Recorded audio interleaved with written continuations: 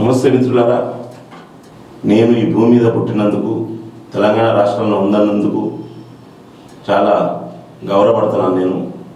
ఎందుకంటే మీరందరూ నాకు 4,60,00,000 మంది మా తెలంగాణ రాష్ట్రంలో నేను కూడా వాళ్ళతో ఉన్నా కాబట్టి నేను చాలా హ్యాపీ ఫీల్ అవుతున్నాను. ఎందుకంటే రాష్ట్ర ప్రజలు చాలా మంచోళ్ళు. ఈ మంచి మనుషుల్ని వాళ్ళు రాజకీయ నాయకులు వాడుకొని మిమ్మల్ని ఇబ్బంది పెట్టి పని చేస్తారు. రాజకీయ నాయకులు ఏం చేస్తారంటే, ఎక్కడ నాయకుడు పోయి ఎవరిని దోచుకోవాలనేది నాయకుడు అనుకుంటాడు, కానీ ప్రజలు ఎప్పుడు ఇట్లా అనుకోరు. ప్రజలు ఏంటంటే, మేము కష్టపడాలి, మా కష్టంతో మేము తినాలి అని రైతు పని పోతాడు, కాంట్రాక్ట్ పని పోతాడు, సుతారి మేస్త్రి పని పోతాడు, ట్రాక్టర్ ట్రాక్టర్ పోతాడు, లారీ లారీకి పోతారు, బస్సు బస్సుకి పోతారు. ఏ కూలికి వెళ్ళిపోయేటోళ్ళు ఉన్నారు. కానీ రాజకీయ నాయకులు వేస్తే పొద్దున ఏం చేస్తారంటే, ఏదైనా ఒక రూమ్ తీసుకొని, ఒక లారీ తీసుకొని మీటింగ్ పెట్టుకుంటూ ఎప్పుడు గెలవాలి, ఎన్ని కోట్లు దోచుకోవాలి అనే ఆలోచన విధానంతో వాళ్ళు ఉంటారు. కష్టం ఎట్లా పడాలనేది మనం లేబర్ ఉంటాం.